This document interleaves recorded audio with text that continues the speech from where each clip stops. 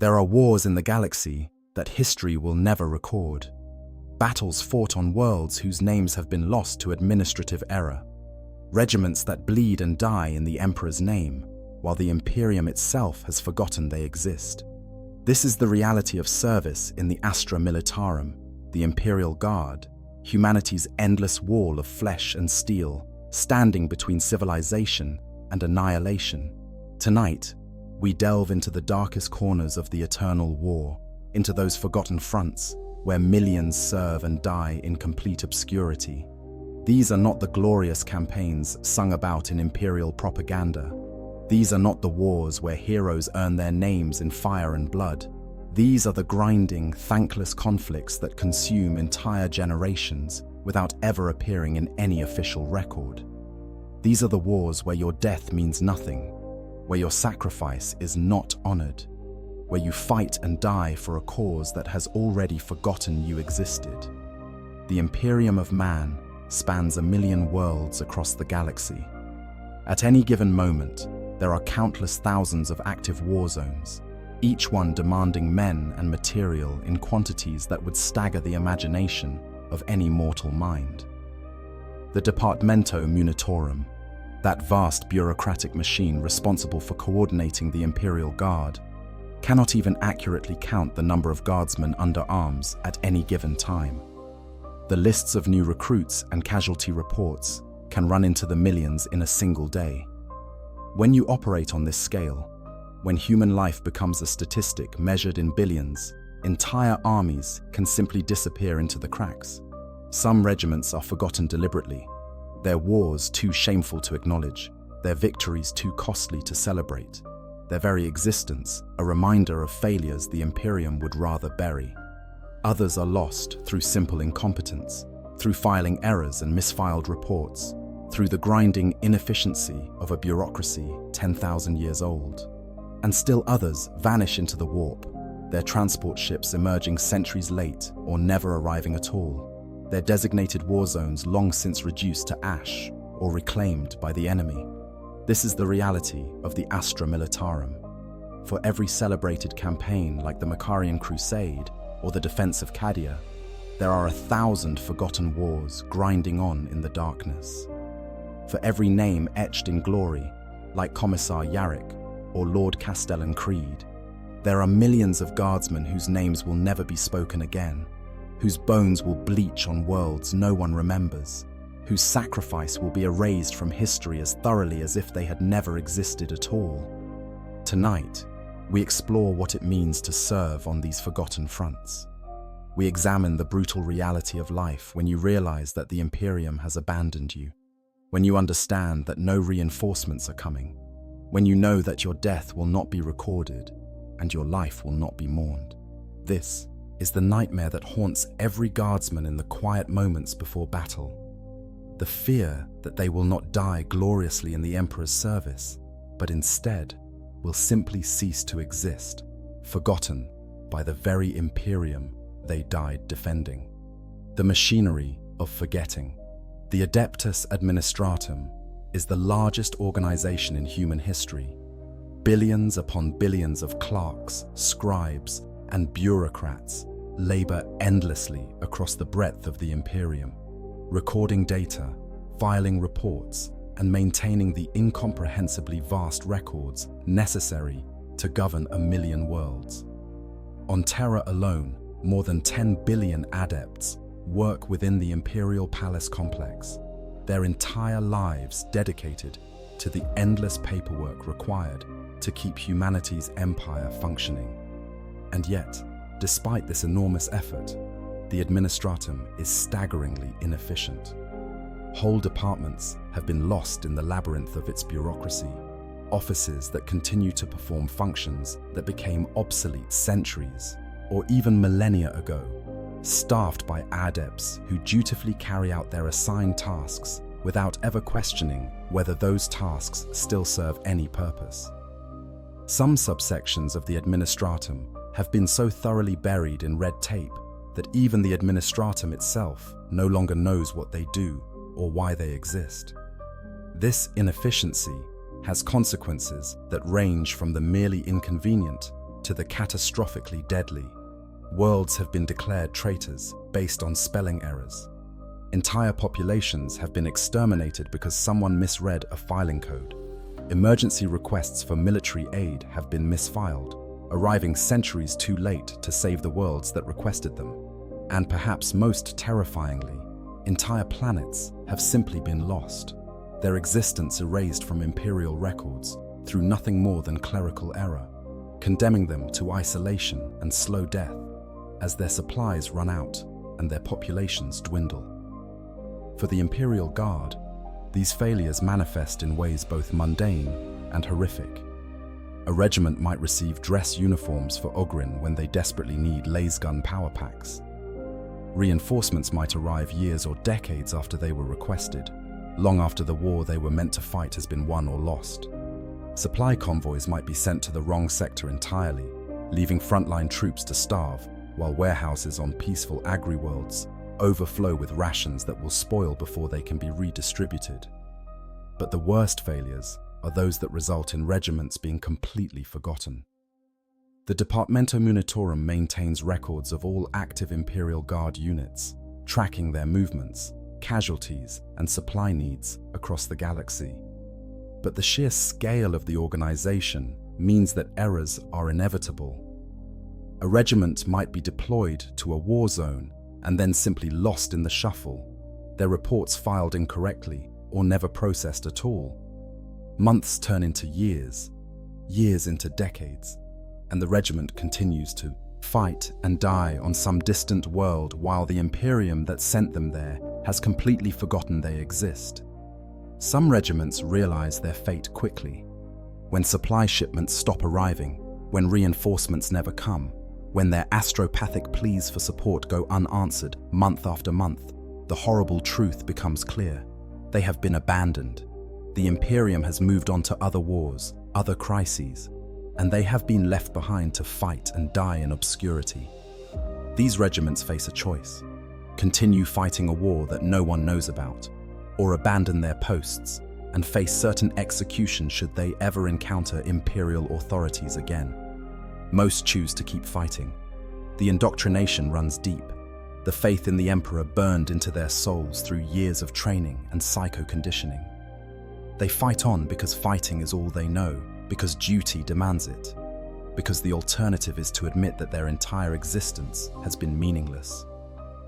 They fight on forgotten fronts, against forgotten enemies for objectives that may no longer matter, and they die knowing that their sacrifice will never be recognized, their courage never celebrated, their names never honored. The distances involved in the Imperium compound these problems exponentially. When worlds are separated by the vast and treacherous realm of the warp, when communication relies on psychic messages that can take months or years to arrive, and may be garbled or lost entirely in transmission, coordination becomes nearly impossible. A war that seemed urgent when reinforcements were requested might be long over by the time those reinforcements actually arrive. A crisis that demands immediate attention might not even be known about for years after it occurs. Warp travel itself is unpredictable in ways that defy normal logic. A transport fleet that enters the warp might emerge days, weeks, months, or even centuries later. Time does not flow consistently in that realm of nightmares and madness. Ships have arrived at their destinations to find that the wars they were meant to fight ended generations ago. Entire armies have been lost in the warp, emerging, if they emerge at all, in the wrong place, the wrong time, or fundamentally changed by their exposure to that hellish dimension. For a regiment caught in such a situation, the psychological impact is devastating. Imagine boarding a transport ship alongside your brothers in arms, ready to fight for the Emperor on some distant battlefield. You enter the warp, enduring the nightmarish journey through that impossible space. When you finally emerge, you discover that decades have passed. The war you were meant to fight is over.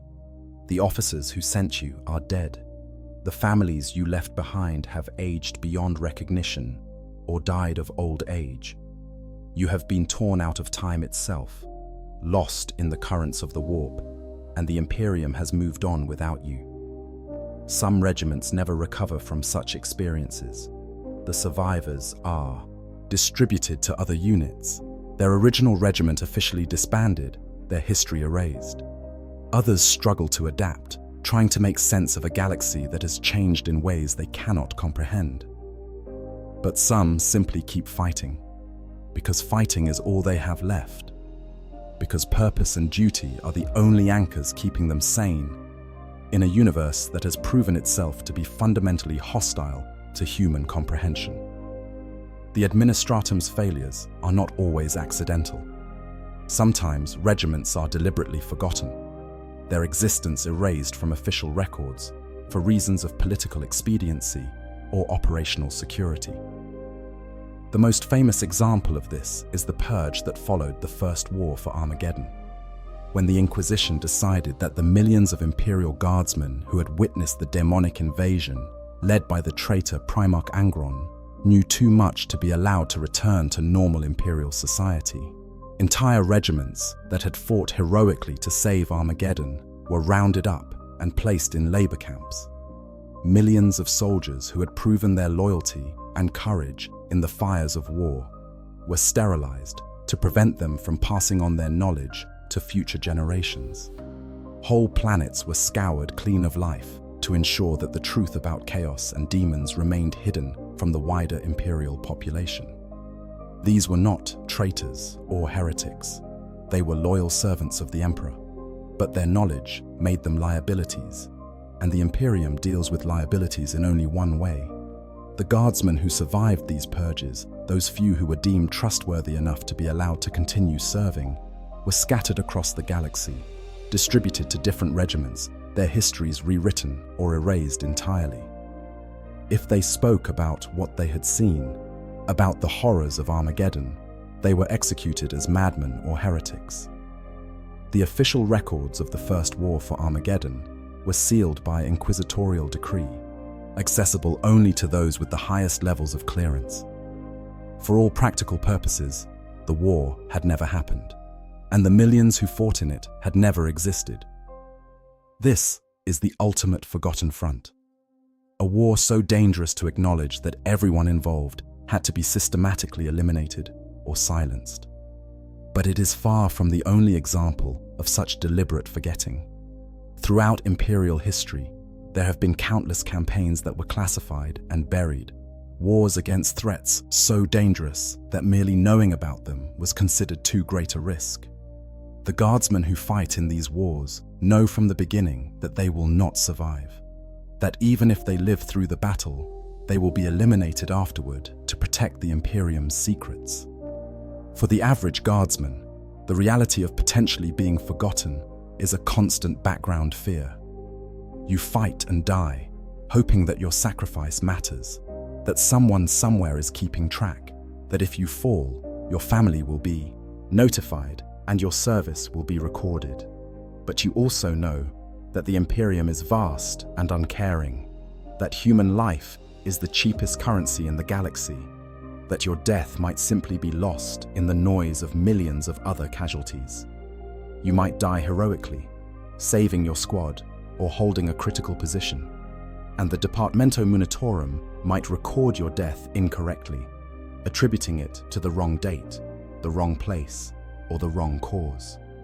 Or they might not record it at all, and you simply disappear from all records, another name that will never be spoken again. 15 hours to forever.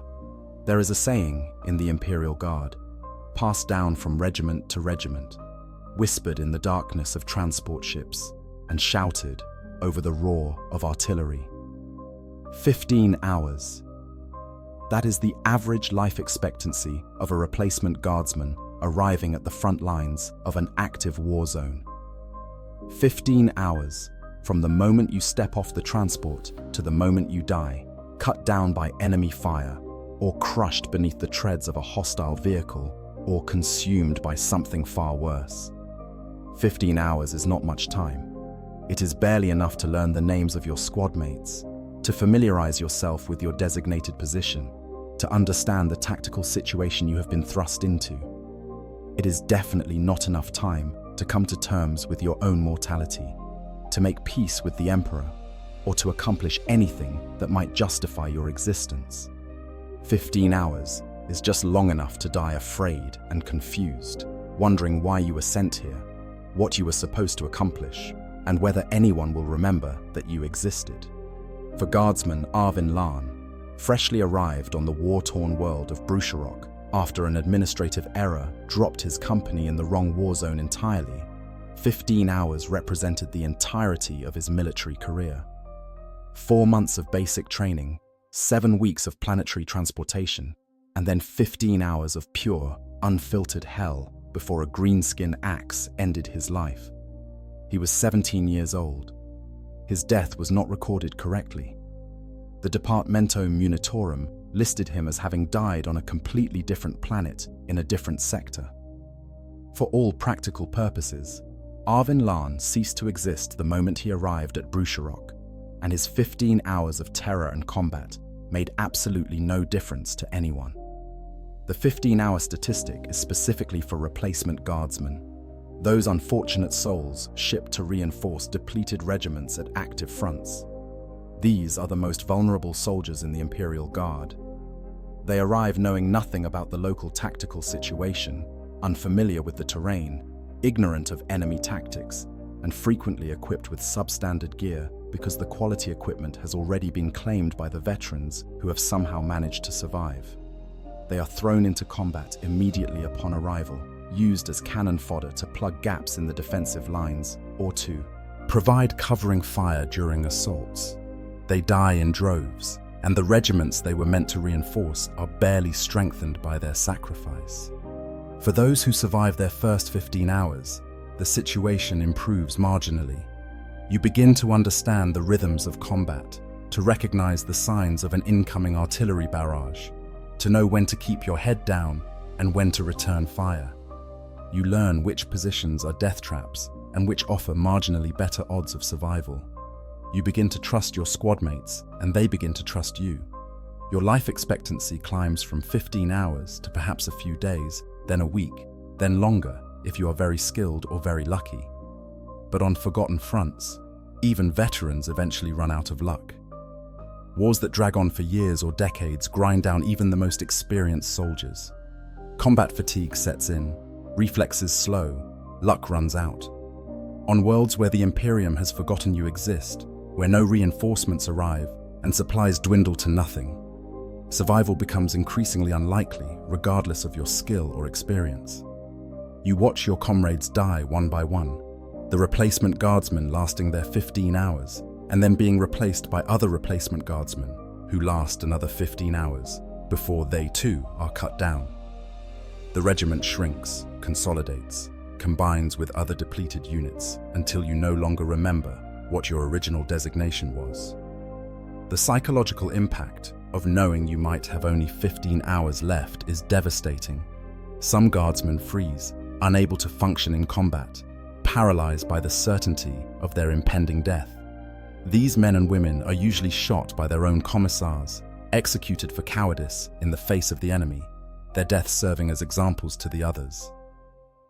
But others respond with a fatalistic courage, rushing into battle because they know they are already dead.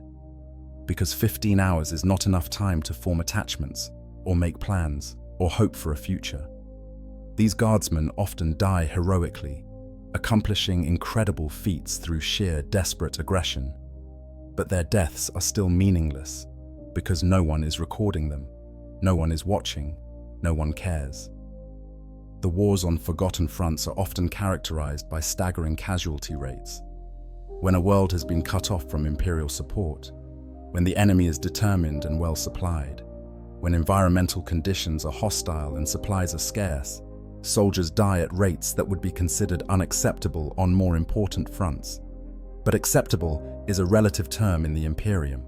The High Lords of Terror are not concerned with individual lives. They measure success in planets held or reclaimed, in enemy forces destroyed, in strategic objectives achieved.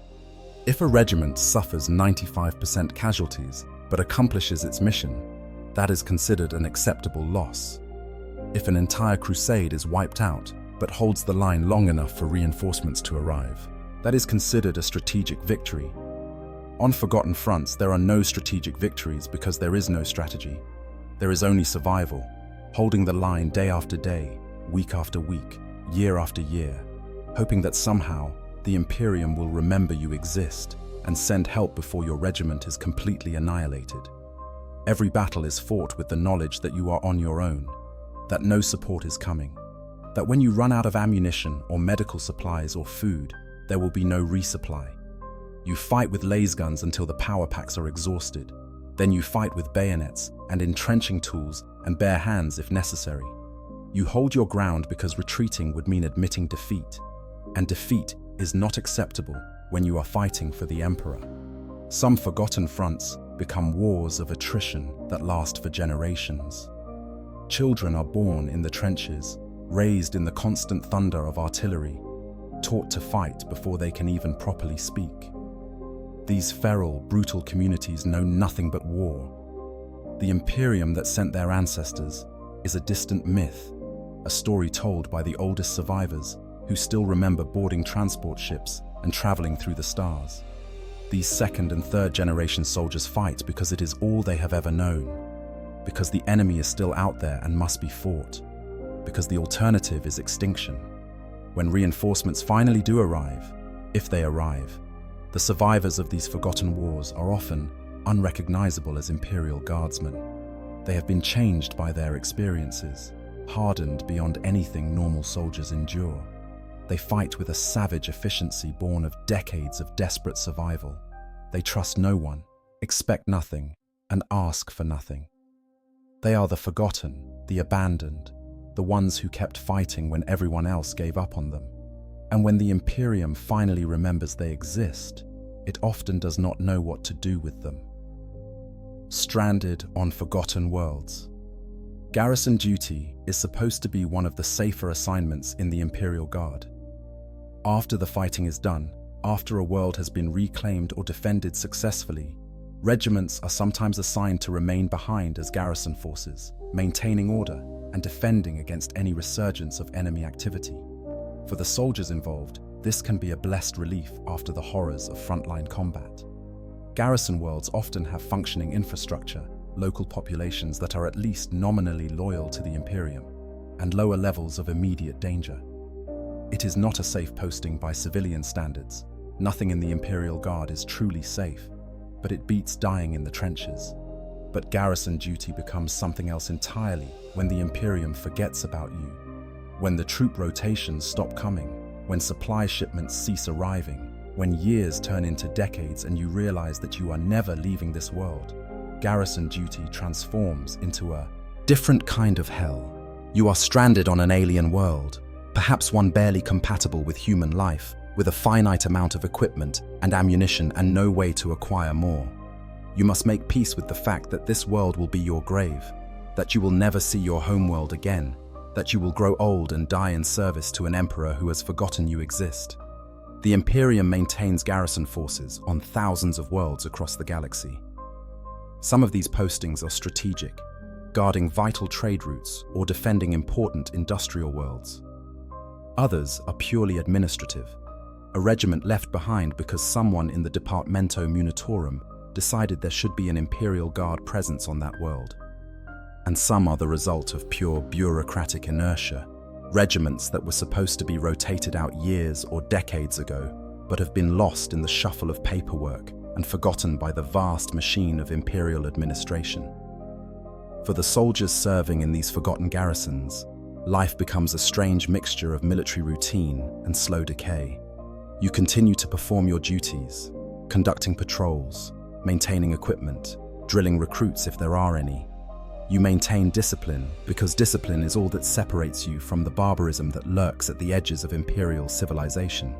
But you also watch as your equipment slowly fails, as ammunition stores dwindle, as medical supplies run out, and the diseases of this alien world begin to claim your comrades.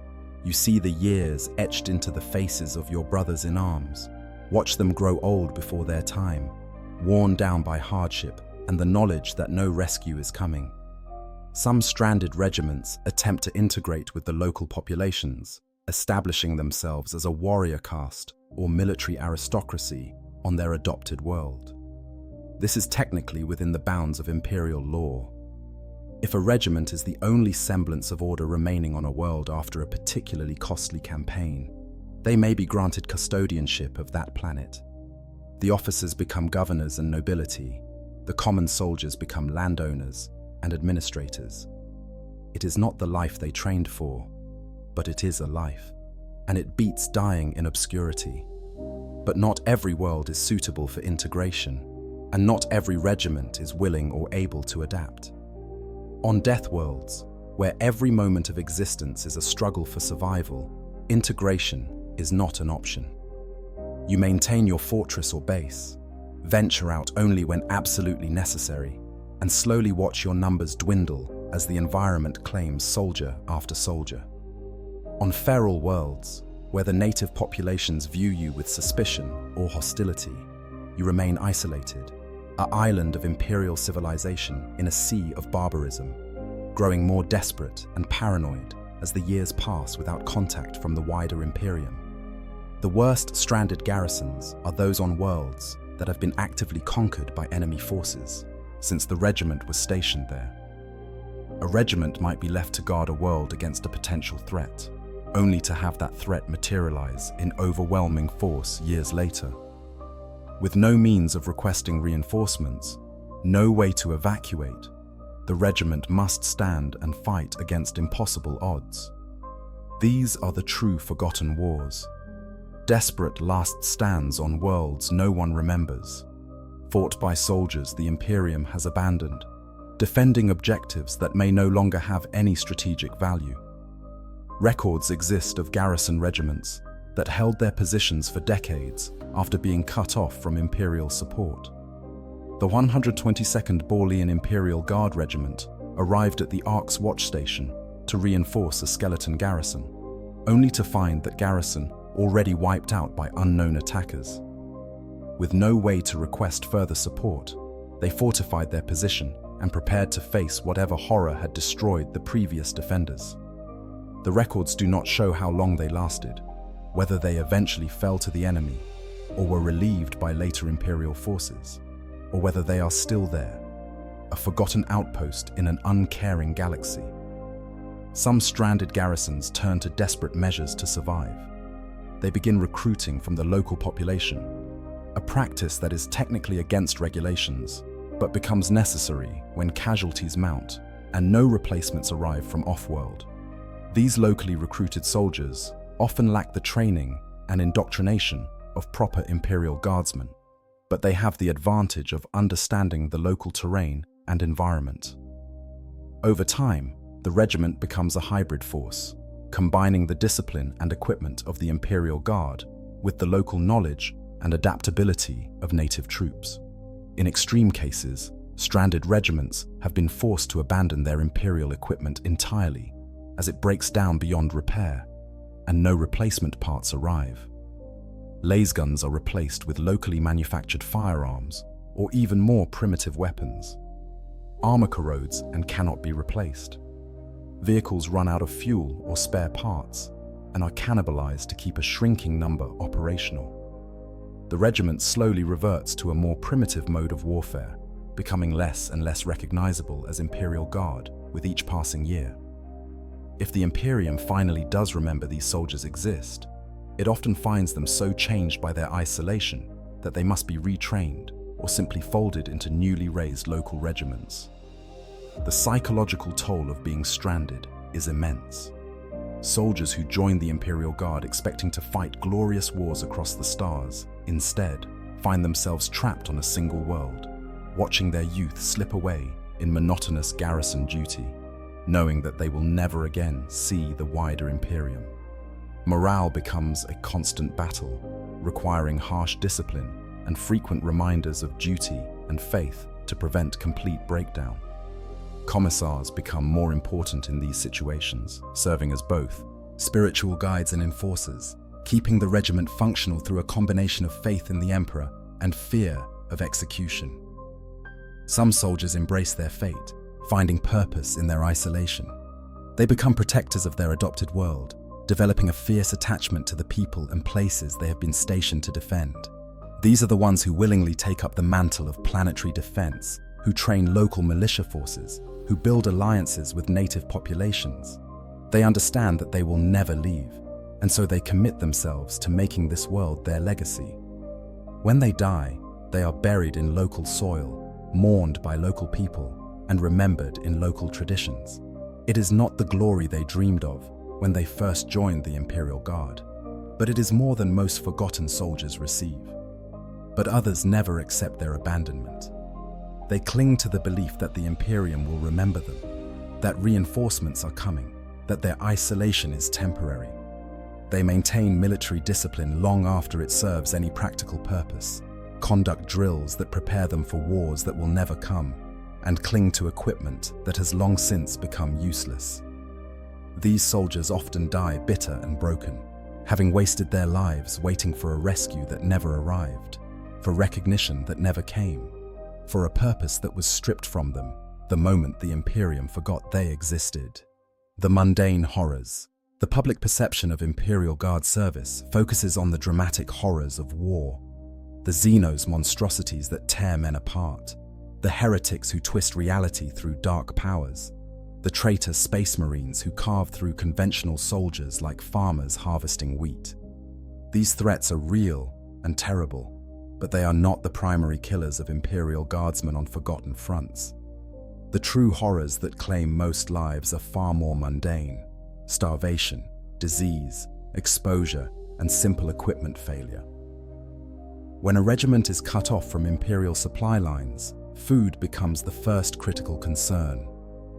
The standard Imperial Guard ration pack is designed to provide adequate nutrition for sustained combat operations, but these rations do not last forever.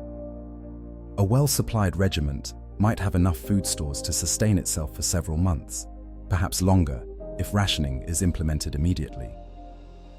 But when those months stretch into years, when the supply convoys never arrive, starvation becomes an inevitable reality. Soldiers on forgotten fronts face impossible choices. Do you maintain full rations and risk running out of food completely in a few months? Or do you immediately implement harsh rationing and prolong survival at the cost of combat effectiveness? Malnourished soldiers cannot fight effectively. They are slower, weaker, more prone to injury and illness. But dead soldiers cannot fight at all, and a regiment that exhausts its food supplies entirely will cease to exist within weeks. Some forgotten regiments turn to foraging, attempting to survive off whatever resources the local environment provides. This works on worlds with compatible biospheres, where local plants and animals can be safely consumed by humans. But many war zones are environmental nightmares, where the native life is toxic or indigestible to human biology. Soldiers desperate enough to eat local vegetation might survive a few days longer before their bodies fail, poisoned by alien biochemistry their systems cannot process. The most desperate turn to cannibalism, consuming the dead to feed the living. This is not officially sanctioned, of course. The Imperium frowns upon the consumption of human flesh, even in the direst circumstances. But on forgotten fronts, where no one is watching and no official reports are being filed, some regiments make the terrible calculation that eating the dead is preferable to letting the living starve. These soldiers tell themselves they are honoring their fallen comrades by ensuring their sacrifice keeps the regiment alive. They tell themselves the Emperor understands necessity. They tell themselves many things to justify the horror of what they are doing. Disease is an even more insidious killer than starvation. Every world has its own unique pathogens, bacteria and viruses that have evolved in alien environments and may not be compatible with human immune systems. The Imperium provides vaccines and medical screening for most common diseases, but when a regiment is forgotten, when medical supplies run out and the medici staff have nothing left to work with, disease spreads unchecked through the ranks. On tropical or jungle worlds, infections from simple wounds become death sentences. A scratch that would be easily treated with basic antibiotics in a properly supplied regiment instead festers and spreads, poisoning the blood, turning strong soldiers into fever-ridden wrecks within days. Intestinal parasites acquired from contaminated water or poorly cooked food slowly drain strength and vitality, leaving soldiers too weak to perform their duties. Respiratory illnesses spread like wildfire through crowded barracks, killing the old and weak first, but eventually claiming even the healthiest soldiers. Some worlds harbor diseases specifically evolved to target human physiology, plagues engineered by enemies of the Imperium, or created by the malevolent influence of chaos. These are the true nightmare scenarios, where an entire regiment can be wiped out within weeks by a disease they have no way to treat or defend against. The soldiers die in agony, their bodies failing in grotesque ways, while their comrades can only watch helplessly, knowing they will likely be next. Environmental conditions kill almost as effectively as combat. Desert worlds bake soldiers in their armor during the day and freeze them at night.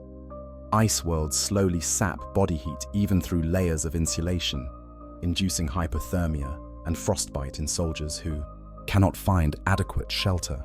Toxic atmospheres corrode equipment and burn lungs, requiring constant use of rebreather equipment that might not be available once supplies run low. High-gravity worlds put extraordinary strain on the human body, causing joint damage and cardiovascular problems, even in otherwise healthy soldiers. The death worlds where the Imperium often stations garrison forces are particularly brutal. These planets earned their classification because their environments are actively hostile to human life.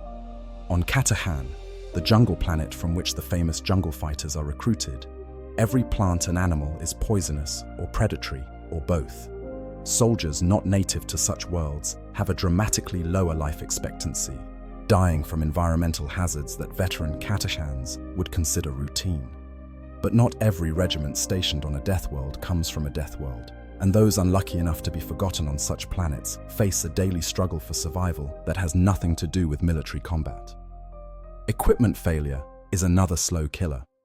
The Imperial Guard relies on its equipment: laser guns, armor, vehicles, communication gear.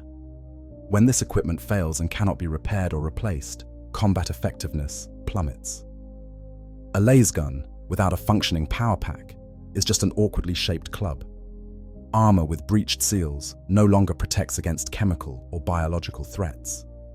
Vehicles without fuel become useless steel monuments to better times. Tech priests of the Adeptus Mechanicus usually accompany major Imperial Guard deployments, maintaining equipment and performing the sacred rites necessary to appease machine spirits. But on forgotten fronts, these specialists are precious resources.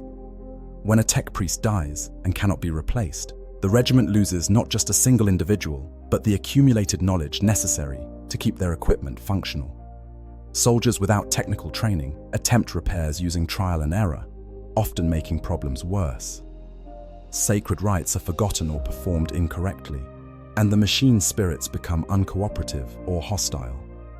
Some regiments manage to establish rudimentary manufacturing capabilities, producing ammunition and basic equipment using local resources.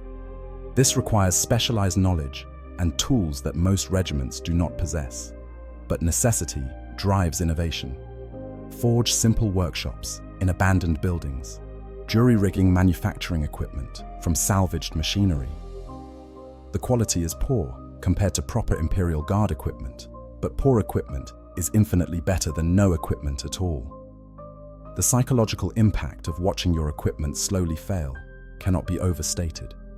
Every guardsman knows that their laser gun is their lifeline, the tool that keeps them alive in combat. When that weapon stops working reliably, when you pull the trigger and nothing happens because the power pack is drained and you have no replacements, terror sets in. You are defenseless, utterly at the mercy of enemies who will show you none. And you know that this failure was not your fault, that you maintained your equipment as best you could, that the fault lies with the Imperium that promised to supply you and then forgot you existed. Winter on hostile worlds brings its own unique horrors. Frostbite claims fingers and toes, then hands and feet, leaving survivors crippled and unable to perform their duties. Hypothermia sets in during long watches, soldiers falling asleep at their posts and simply never waking up, their bodies found frozen solid in positions of seeming rest. Avalanches bury entire squads, their desperate struggles audible through the snow, but impossible to reach before they suffocate. And always, the cold, the bone-deep chill that no amount of physical activity can completely dispel, that saps strength and will and makes every movement an exercise in discomfort. Summer on desert worlds is equally merciless. Heat stroke kills quickly and without warning, soldiers collapsing in their armor as their bodies simply shut down from thermal overload. Dehydration is a constant threat when water supplies are limited, and every day brings sweltering temperatures that make you sweat out moisture faster than you can replace it. Sand gets into everything, abrading skin, fouling equipment, making life miserable in 1,000 small ways that accumulate into unbearable suffering.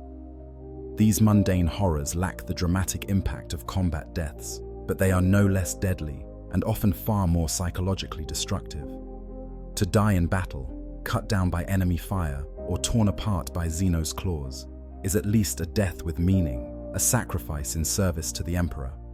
But to die slowly of dysentery, or to freeze to death on watch duty, or to succumb to a local disease because there are no more antibiotics, these deaths feel meaningless.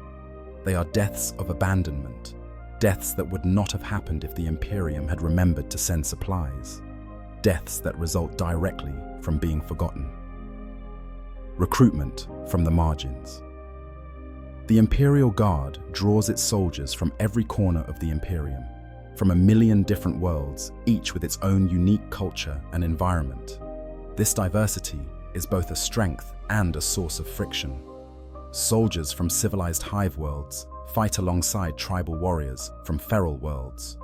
Veterans from death worlds serve next to conscripts from peaceful agri-worlds who have never seen combat before. Each brings their own strengths and weaknesses, their own customs and beliefs, their own expectations of what military service entails. But some of the Imperium's recruitment comes from its most marginal populations, from worlds so primitive or hostile that the soldiers raised there require extensive training and indoctrination just to function in a modern military context. These are the feral worlders, the death worlders, the savages pulled from Stone Age civilizations and thrust into galactic warfare. And when these soldiers end up on forgotten fronts, their unique backgrounds can be either an invaluable asset or a source of additional problems. Feral worlds are planets where human civilization has regressed to tribal barbarism. The inhabitants live as hunters and gatherers, organized into clans and tribes that war with each other over territory and resources. They possess no understanding of advanced technology and often view the Imperium itself as a collection of sky gods or mythical beings. When the Imperial Guard recruits from these worlds, they take warriors who are physically tough and experienced in violence, but who are completely unprepared for the realities of modern warfare. The culture shock experienced by feral worlders entering the Imperial Guard is profound. These are individuals who have never seen a lasgun before, who do not understand what a vehicle is or how it works, who have no concept of military hierarchy beyond the tribal structures they grew up with. Basic training becomes an exercise in cultural translation, teaching not just combat skills, but fundamental concepts like following orders from people who are not tribal elders, trusting in equipment whose function they do not understand, and fighting alongside warriors from completely different backgrounds. Many feral world recruits never fully adapt. They retain their tribal customs, marking their skin with war paint, collecting scalps or bones from defeated enemies, performing rituals that more civilized soldiers find disturbing or barbaric. They distrust advanced technology, viewing it with superstitious fear, and often refuse to use equipment beyond simple weapons like laser guns and knives. They are uncomfortable in formal settings, struggling with military discipline and protocol, and frequently clash with officers who they do not recognize as legitimate leaders. But on forgotten fronts, where survival often depends on adaptability and practical skills, feral worlders can be invaluable. They are natural hunters and trackers, able to read terrain and anticipate enemy movements in ways that soldiers from civilized worlds cannot match. They are comfortable with hardship, having grown up in environments where survival was never guaranteed and comfort was unknown. They are fierce in combat, unafraid of death, viewing battle as a natural part of existence rather than something to be dreaded. When a regiment is stranded on a hostile world, when supplies run out and survival requires foraging and living off the land, feral worlders thrive while more civilized soldiers struggle and die.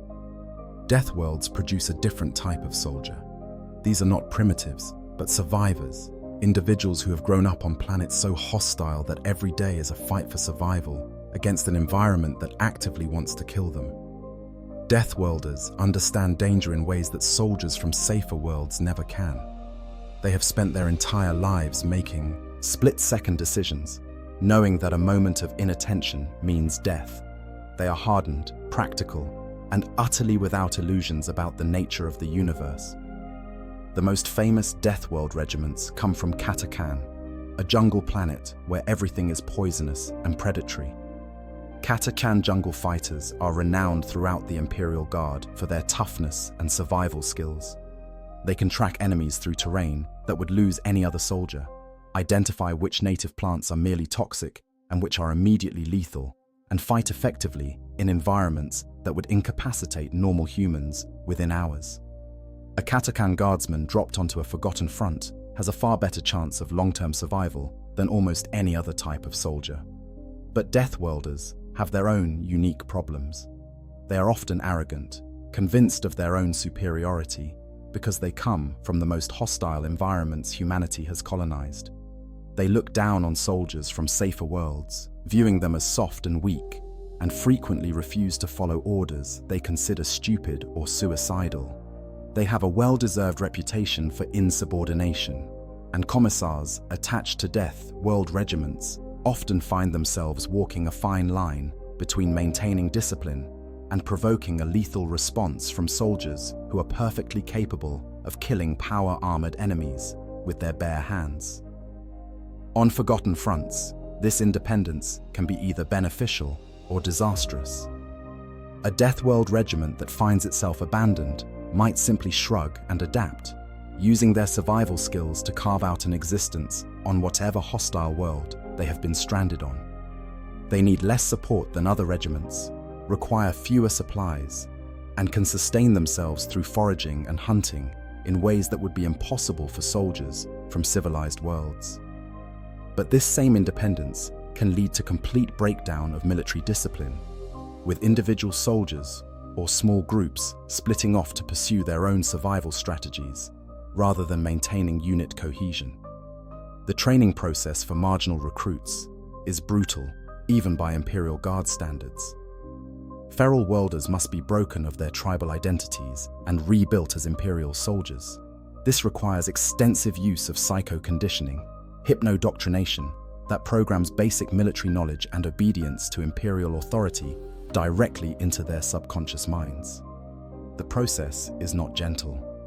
Some recruits do not survive it, their minds breaking under the strain of having foreign concepts forcibly implanted. Others emerge changed in fundamental ways, their original personalities suppressed or destroyed, replaced by the archetypal Imperial Guardsman. Even after training, problems persist. Feral world soldiers might revert to their original customs under stress, abandoning military discipline in favor of tribal behaviors. Death Worlders might simply decide that their orders are suicidal and refuse to follow them, confident in their own judgment over that of officers who they view as inexperienced or incompetent. And soldiers from both types of marginal worlds often have difficulty relating to their comrades from more civilized backgrounds, creating social divisions within regiments that can undermine unit cohesion. But when the Imperium forgets about a regiment, when survival becomes the only objective, and military formality becomes increasingly irrelevant, these marginal soldiers often become the most valuable members of their units. Their practical skills, their comfort with hardship, their ability to adapt to hostile environments, these traits that make them difficult to integrate into normal Imperial Guard service, become essential assets on forgotten fronts. The feral worlder who insisted on collecting enemy scalps becomes the regiment's most effective scout.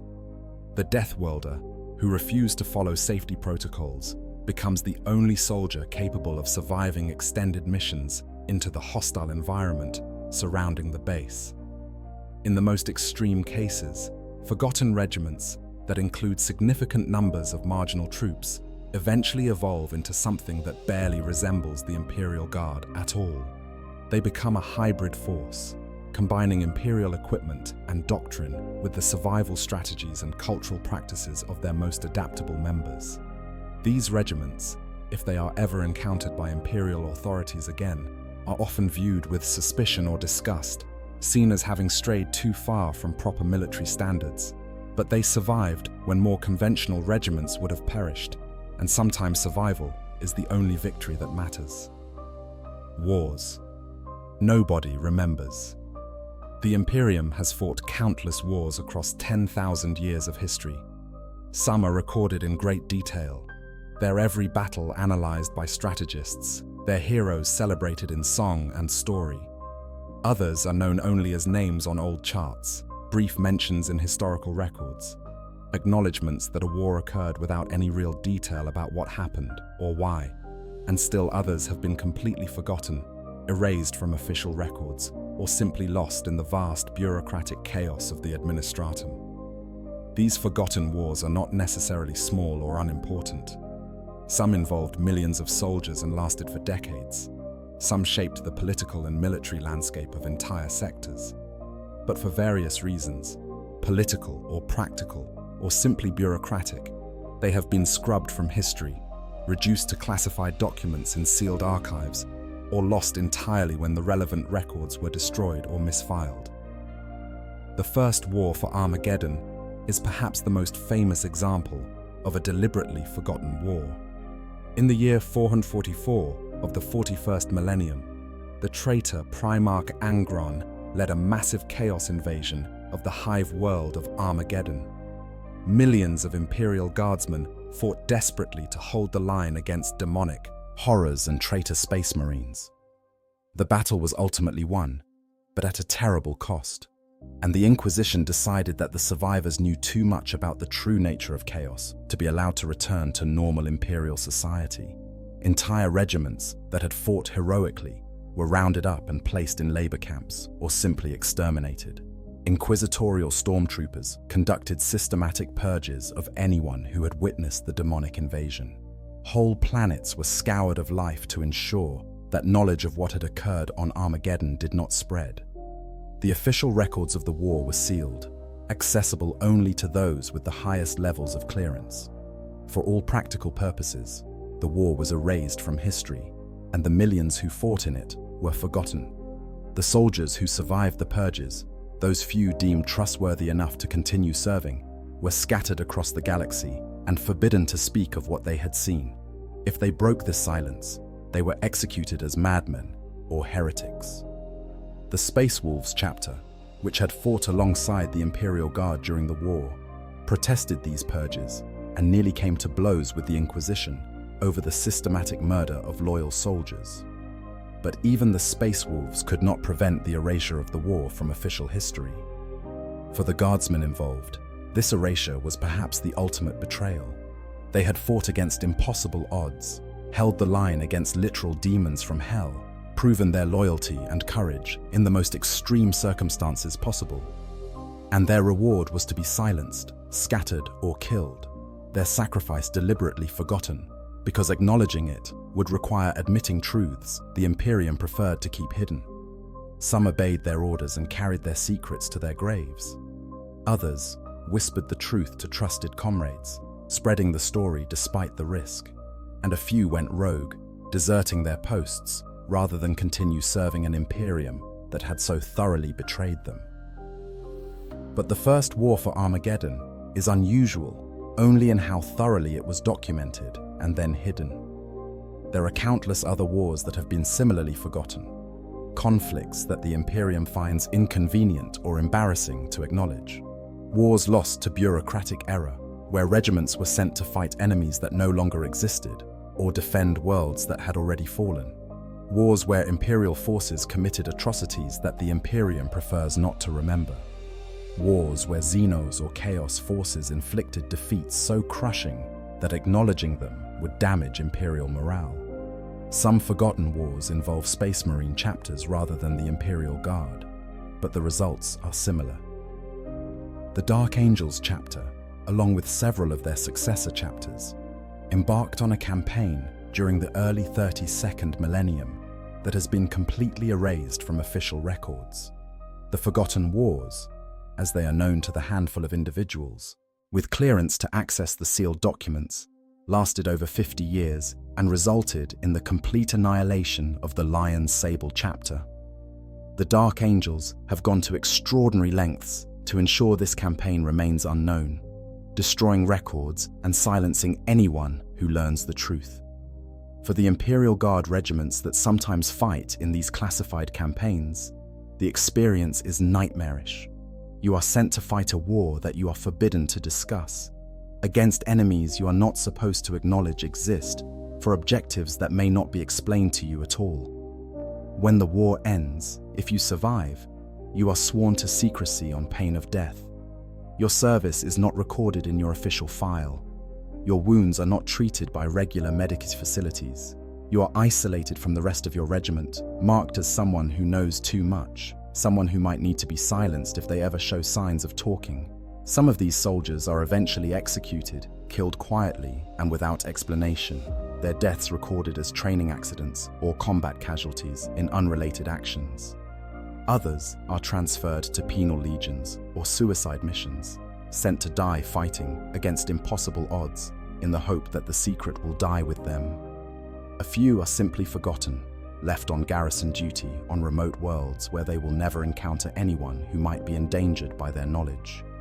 They live out their lives in isolation, their service unrecognized, their sacrifice unremembered, carrying secrets that they know will be buried with them. The psychological toll of fighting in a war that officially does not exist is immense. Soldiers train their entire lives to serve the Emperor, indoctrinated to believe that their sacrifice matters, that their deaths will be honored, that their service contributes to the survival of humanity. To discover that your war will be erased from history, that your sacrifice will be deliberately forgotten, that you might be killed simply for knowing what you know, destroys the very foundation of that faith. Some soldiers become bitter, losing faith in the Imperium and questioning whether their service has any meaning at all. Others double down on their devotion, convincing themselves that their role in protecting the Imperium's secrets is itself a form of service, that being forgotten is the price of defending humanity from knowledge that would destroy it. And still others simply break, their minds unable to reconcile the contradiction between their duty to serve and the Imperium's determination to erase any evidence that they served at all. Beyond the deliberately forgotten wars, there are countless conflicts that have been lost through simple bureaucratic failure. Wars that were recorded, but whose records were misfiled or destroyed in the countless disasters that plagued the Imperium. Wars fought on worlds whose names were never properly logged, leaving historians unable to identify where the fighting even occurred. Wars that ended decades or centuries ago, but whose veterans are still listed as active duty because no one ever filed the proper paperwork to officially conclude the campaign. For the soldiers fighting these forgotten wars, the experience is similar regardless of whether the forgetting was deliberate or accidental. You fight and die in obscurity, your sacrifice unrecorded, your service unacknowledged. The enemy you face does not care whether the Imperium remembers your existence. The bullets and blades that kill you are no less deadly because your war will not appear in the history books. And when you fall, when your body is buried in alien soil or left to rot on some nameless battlefield, the universe moves on without pausing to notice your passing. The psychological toll. The human mind was not designed to cope with the kind of prolonged horror that defines service on forgotten fronts.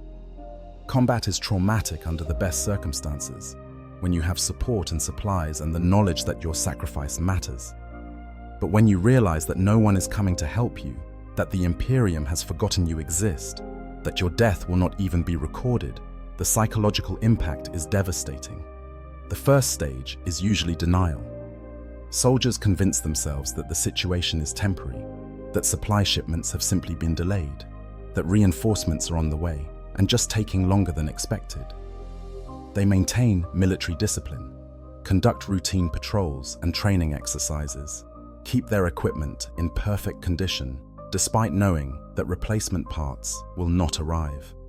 This denial can last for months or even years, soldiers clinging to hope because the alternative is too terrible to contemplate.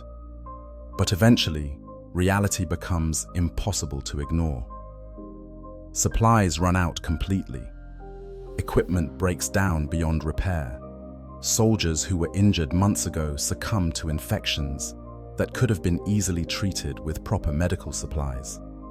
The enemy grows bolder, sensing weakness, pressing attacks that the depleted regiment struggles to repel. And still no help comes. No word from the Imperium. No acknowledgement that anyone even knows the regiment exists. When denial finally breaks, the psychological consequences vary. Some soldiers collapse entirely, unable to function, curling up in corners and refusing to move or speak. These unfortunates are usually executed by their commissars as examples to the others, their bodies serving as grim reminders that despair is not an acceptable response to abandonment. But others react with rage, directing their anger at the Imperium that abandoned them, at the officers who led them to this fate, at the universe itself for being so fundamentally hostile and uncaring. This rage can be productive if properly channeled. Soldiers who fight out of anger rather than duty can be ferociously effective in combat, throwing themselves at the enemy with suicidal aggression, accomplishing impossible objectives through sheer desperate fury. But rage is unstable, prone to turning inward, and soldiers who fight angry are prone to breaking discipline, questioning orders, and eventually turning their weapons on their own officers, if those officers cannot provide satisfactory answers about why they have been abandoned. The smartest officers on forgotten fronts learn to manage this rage carefully, acknowledging the injustice of their situation while channeling the anger toward the enemy rather than allowing it to tear the regiment apart from within. They remind their soldiers that they still serve the Emperor, even if the Imperium has forgotten them, that their duty remains unchanged regardless of whether anyone is watching. They emphasize survival, reframing the conflict as a battle against both the enemy and the environment, positioning the officers and enlisted together against a universe that has proved itself hostile to all of them. But not all officers are capable of this kind of psychological management, and many regiments on forgotten fronts suffer complete breakdowns of discipline and morale. Soldiers desert, abandoning their posts in search of better survival prospects elsewhere. Units fragment into small groups that prioritize their own survival over the regiment's objectives. Infighting breaks out, soldiers turning on each other over supplies or old grudges. In the worst cases, the regiment effectively ceases to exist as a military unit, devolving into a collection of armed bands, fighting more with each other than against the actual enemy. The isolation compounds the psychological damage. Humans are social creatures, evolved to live in communities with regular contact with others of their kind. On forgotten fronts, soldiers might spend years or decades interacting only with the same small group of people, watching their numbers dwindle as casualties mount, knowing that no new faces will arrive to break the monotony. The psychological literature on isolated military outposts is extensive, documenting the various ways that prolonged isolation breaks down mental health and group cohesion. Paranoia becomes common, soldiers suspecting each other of hoarding supplies or planning betrayal. Social bonds that should provide comfort instead become sources of pain as you watch your friends die one by one and know that you might be next. Religious faith, which should offer solace, becomes a source of doubt as soldiers question why the Emperor has allowed them to be abandoned, whether their sacrifice actually serves any divine purpose, whether the Imperial Creed's promises of eternal reward are even true. Some soldiers turn to fanatical devotion as a coping mechanism, doubling down on their faith in the Emperor, convincing themselves that their abandonment is a test of their loyalty. These individuals become zealots, enforcing religious observance with the fervor of the newly converted, punishing any expression of doubt as heresy. They can be valuable for maintaining morale, their absolute certainty providing an anchor in situations where everything else has become uncertain. But they can also be dangerous, their inflexibility making them unable to adapt to changing circumstances. Their tendency to see doubt as heresy, leading them to execute valuable soldiers whose only crime was expressing realistic concerns about their situation. Others abandon faith entirely, becoming bitter cynics who view the Imperial Creed as propaganda designed to make soldiers willing to die for an Imperium that does not actually care about them. These individuals are dangerous to unit morale, spreading despair and doubt with their constant criticism. But they are often the most realistic about survival prospects and most willing to make the hard decisions necessary to keep the regiment alive. A good officer learns to balance these two extremes, using the fanatics to maintain morale while listening to the cynics when making practical decisions about resource allocation and tactical choices. Memory becomes a particular torment. Soldiers on forgotten fronts spend endless hours reminiscing about home, about families they will never see again, about lives that now seem impossibly distant and perfect, despite whatever hardships they actually contained. These memories provide comfort, but also pain, constant reminders of what has been lost, of the life you could have lived if the Imperium had not forgotten you existed. Some soldiers try to preserve their memories obsessively, writing down every detail they can remember, creating journals and letters that will never be sent, but serve as a way to maintain their sense of identity. Others try to forget, using whatever means are available to numb themselves to the past, focusing only on immediate survival because thinking about what they have lost is too painful. Identity itself becomes problematic. You were trained as an Imperial Guardsman, your entire self-concept built around military service and duty to the Emperor. But when that service is not acknowledged, when your duty is performed in complete isolation from the Imperium you serve, what does it mean to be a Guardsman? You are no longer part of a vast military machine. You are not serving alongside millions of other soldiers in a galaxy-spanning war effort. You are simply a person with a gun on a hostile world, and the only thing that distinguishes you from a common mercenary or bandit is your own internal commitment to ideals that the universe has shown no interest in rewarding or even acknowledging. Some soldiers maintain their identities as Imperial Guardsmen through sheer force of will, continuing to perform their duties exactly as regulations specify, despite the complete absence of any external validation. Others adapt, allowing their identity to evolve, becoming something more than or different from the standardized Imperial Guardsmen they were trained to be. They incorporate elements of local culture, develop new skills and specializations not covered in their original training, and slowly transform from generic soldiers into unique individuals shaped by their specific circumstances. And some simply break, their sense of identity fragmenting under the strain of prolonged isolation and abandonment. These are the ones who can no longer remember why they are fighting, who they are supposed to be, what purpose they are supposed to serve.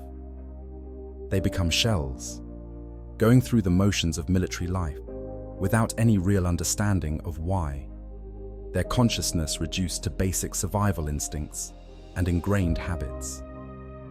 When these soldiers finally die, often in stupid accidents or simple exhaustion, it is almost a mercy, an end to existence that had ceased to have any meaning long before their hearts stopped beating. Death without honor. In Imperial propaganda, the guardsman's death is portrayed as glorious and meaningful. You fall in battle defending humanity, your sacrifice remembered and honored, your name inscribed on monuments, your family notified and provided with benefits befitting the kin of a fallen hero. The reality, especially on forgotten fronts, is far less comforting. Most guardsmen who die on forgotten fronts die badly. They die from infected wounds that fester for days or weeks, too delirious from fever to understand what is happening as their bodies slowly shut down. They die from starvation, their bodies consuming themselves in a desperate attempt to survive, too weak to even cry out for help in their final moments. They die from exposure, freezing or overheating depending on the environment. Their final thoughts confuse jumbles of memories and regrets. They die in accidents, crushed by falling equipment, or poisoned by local vegetation, or killed by their own weapons, malfunctioning at the worst possible moment. Some die to friendly fire, cut down by their own comrades in the chaos of combat, their deaths not even attributed to enemy action. On forgotten fronts where supplies have run low and desperation has set in, soldiers sometimes turn on each other, fighting over food or equipment, killing brothers they have fought alongside for years over an extra ration pack or a functioning lasgun power cell. These deaths are particularly bitter, representing not just the failure of the Imperium to support its soldiers, but the breakdown of all the bonds of brotherhood and loyalty that military service is supposed to create. Commissars, those grim enforcers of military discipline, kill more guardsmen on forgotten fronts than they do in conventional campaigns. When morale collapses, when soldiers begin to question whether their service has any meaning, when the specter of mutiny threatens to destroy what little unit cohesion remains, commissars respond with exemplary executions. A soldier who voices doubts too loudly is shot in front of his squad as a warning to the others. A unit that retreats without orders is decimated. Every 10th soldier executed to remind the survivors that cowardice is not tolerated. An officer who suggests surrendering or abandoning the mission is killed immediately, his body left as a reminder that duty does not end simply because the situation has become hopeless. These executions serve a purpose, maintaining discipline in circumstances where discipline would otherwise collapse entirely. But they also represent a particular kind of horror, the knowledge that you might be killed not by the enemy, but by your own leadership, that expressing reasonable concerns about your circumstances might result in a bolt round through your brain. The guardsmen on forgotten fronts learn to keep their doubts to themselves, to maintain the fiction of perfect loyalty and morale, even as they slowly starve or succumb to disease, because the alternative is to be made an example of, to die not fighting the enemy, but executed by the very Imperium you are supposed to serve. The absence of proper burial rites adds another layer of indignity to these deaths. In a properly supported regiment, fallen soldiers are given funeral services, their bodies cremated or buried with appropriate honors, their names recorded in the regiment's rolls of the honored dead. But on forgotten fronts, where survival consumes all resources and attention, the dead are often disposed of without ceremony. Bodies are dumped in mass graves or left to rot where they fell, their equipment stripped for use by the living, their names forgotten within days.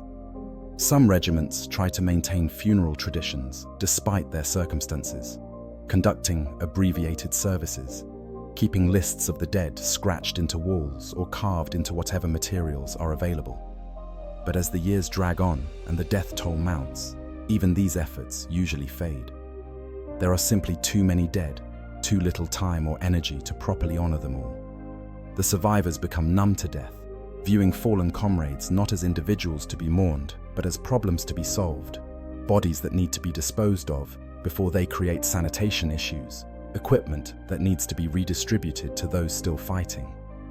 For the families of soldiers serving on forgotten fronts, there is no closure.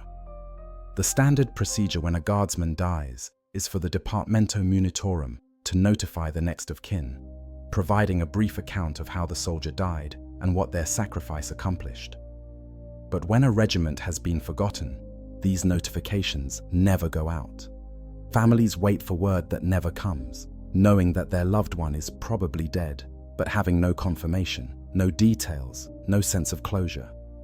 Some cling to hope for years or decades, imagining that their son or daughter or spouse is still alive somewhere, still fighting, perhaps wounded or lost, but surviving. Others assume the worst and mourn without ever knowing for certain what happened. The bureaucratic erasure of these deaths is perhaps the ultimate indignity. A guardsman who dies on a forgotten front is not recorded in the casualty reports. Their death is not counted in the statistics that the Departamento Monitorum uses to assess campaign progress. They simply cease to exist, removed from all official records as thoroughly as if they had never been born.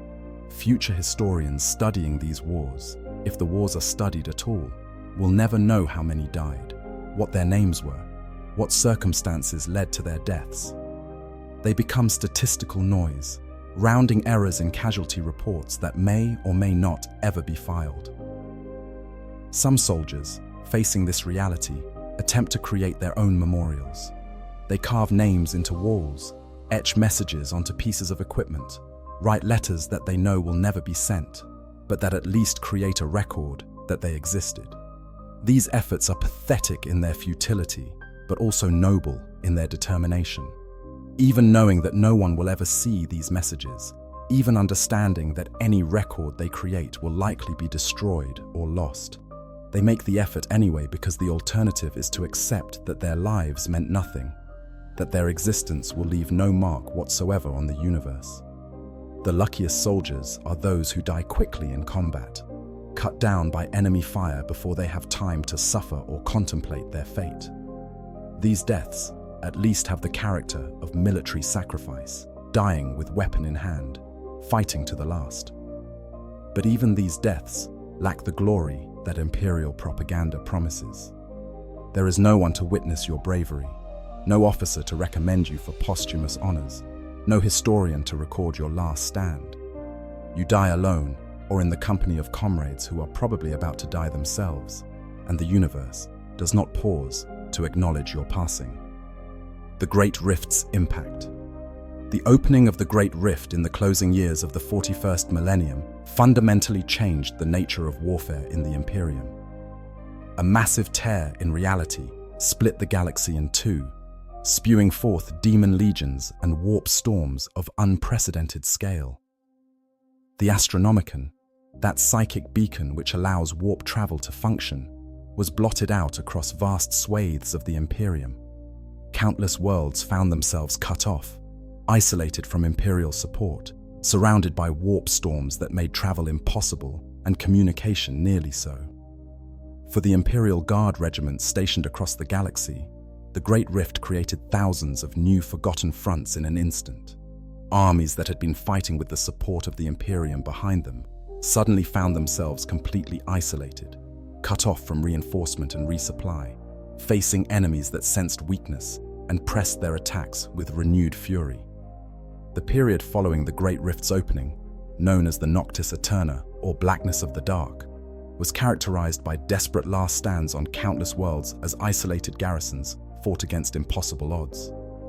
Many of these regiments were completely destroyed in the initial chaos.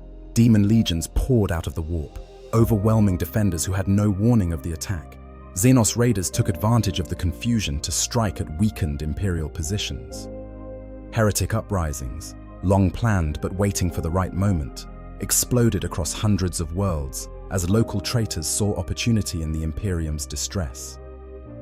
The Imperial Guard units trying to contain these threats found themselves fighting without support, without supplies, without any realistic hope of victory.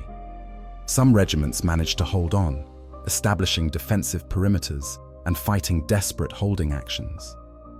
These soldiers found themselves in situations reminiscent of the worst forgotten fronts of previous ages, but on a scale unprecedented in Imperial history.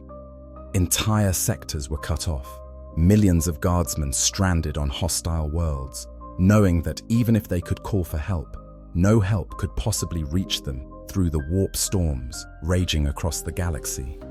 The psychological impact of the Great Rift's opening cannot be overstated.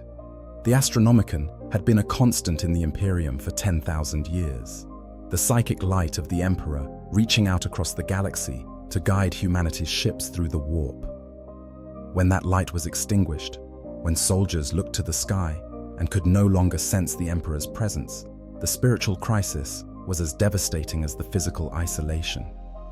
Many guardsmen fell into despair, convinced that the Emperor had abandoned them, or perhaps even died.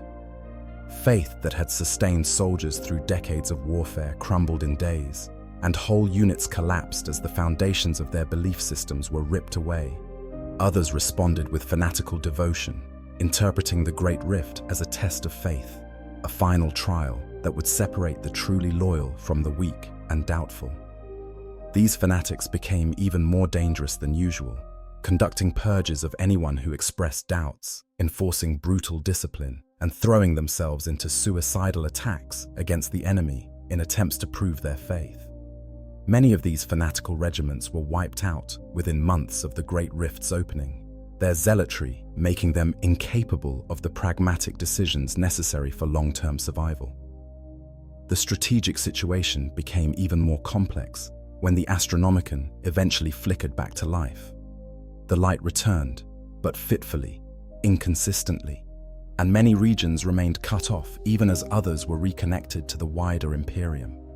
This created a bizarre situation where some forgotten fronts were suddenly remembered again, receiving supplies and reinforcements after years of isolation, while other regions remained dark, their soldiers continuing to fight alone. For the regiments that were reconnected, the experience was bittersweet. Supplies finally arrived, medical aid for wounds that had been left to fester for years, reinforcements to replace the countless dead. But these survivors had been changed by their isolation.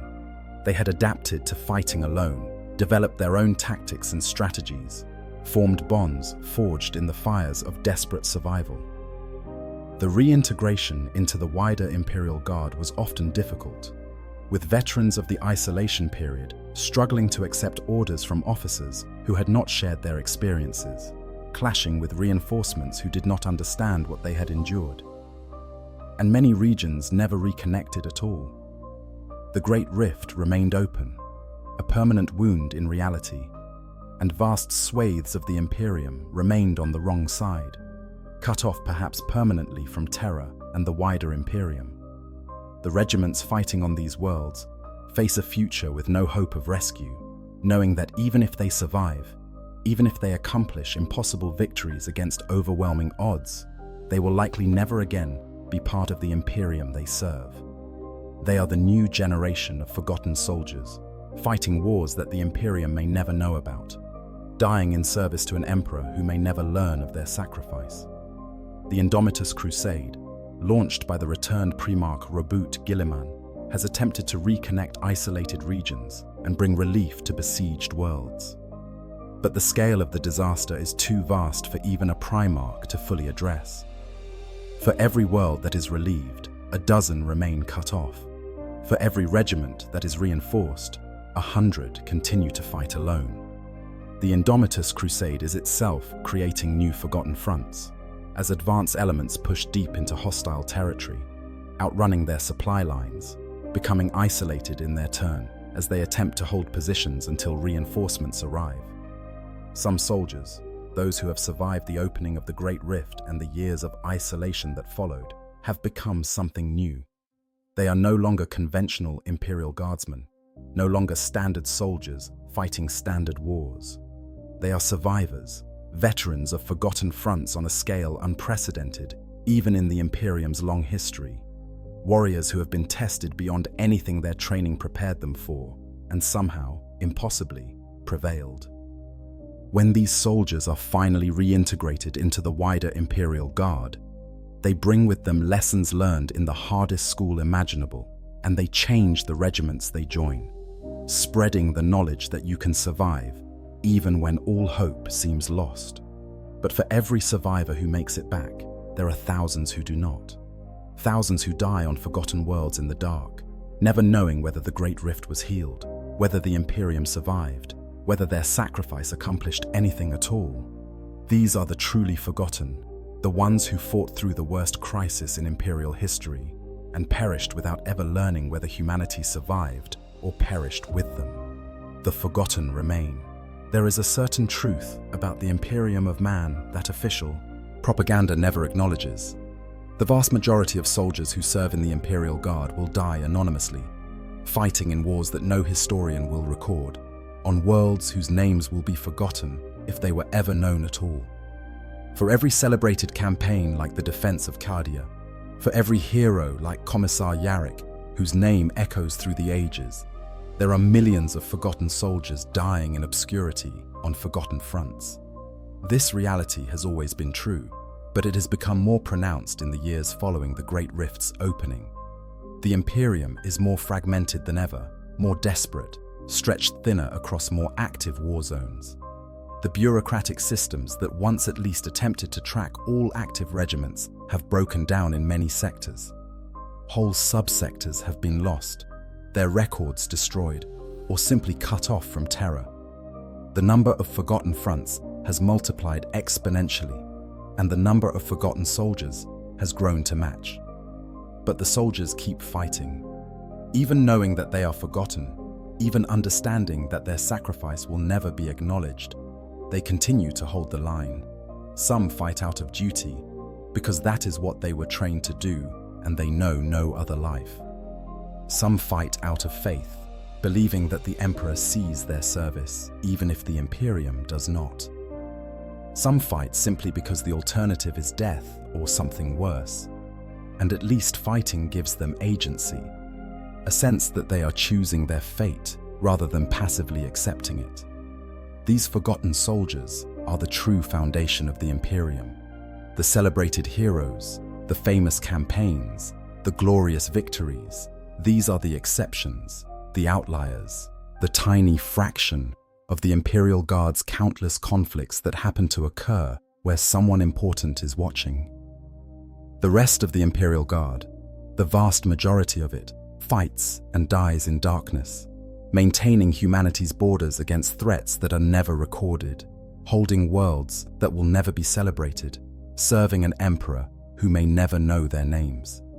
There is a certain honor in this anonymity, though it is a bleak and terrible honor. To serve without hope of recognition, to fight without expectation of reward, to die knowing that your death will not even be recorded. This requires a kind of faith and dedication that transcends normal military discipline.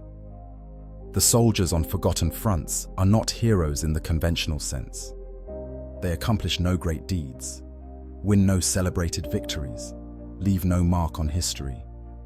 But they do their duty anyway, because duty is all they have left, because serving the Emperor does not require an audience, because faith does not demand validation. For those of us studying these forgotten wars, attempting to piece together histories from fragmentary records and rare survivor testimonies, there is a profound sense of tragedy in how many stories will never be told.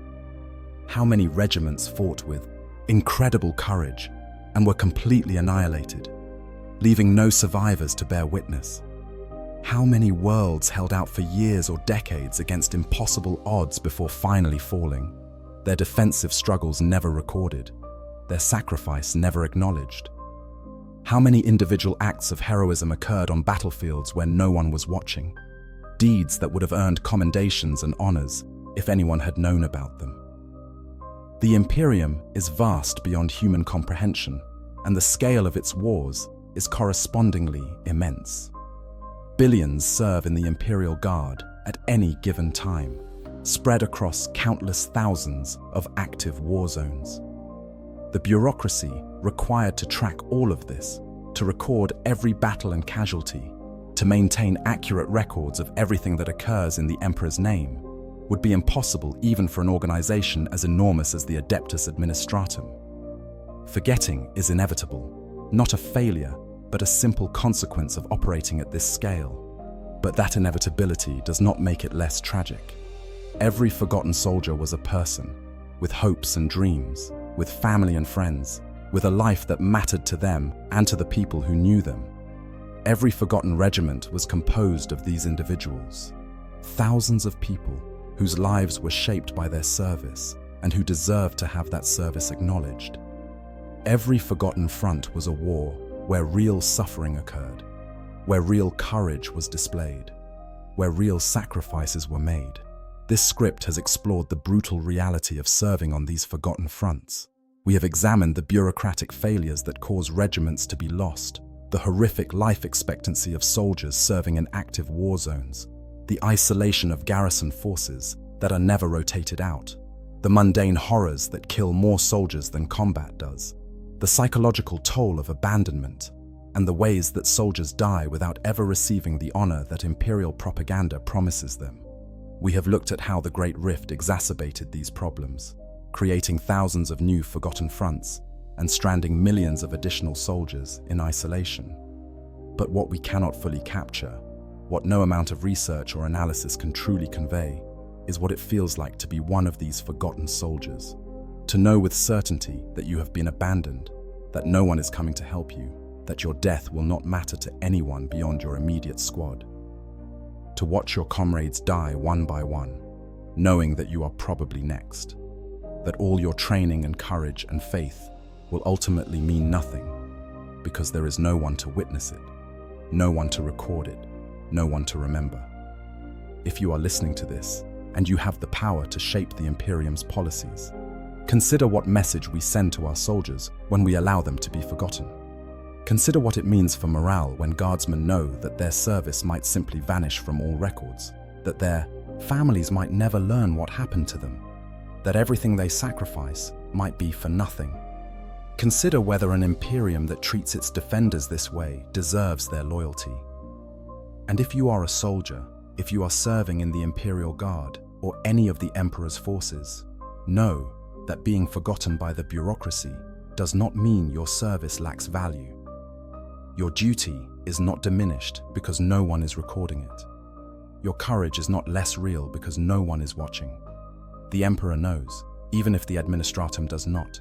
The people you protect are saved, even if they never learn who protected them.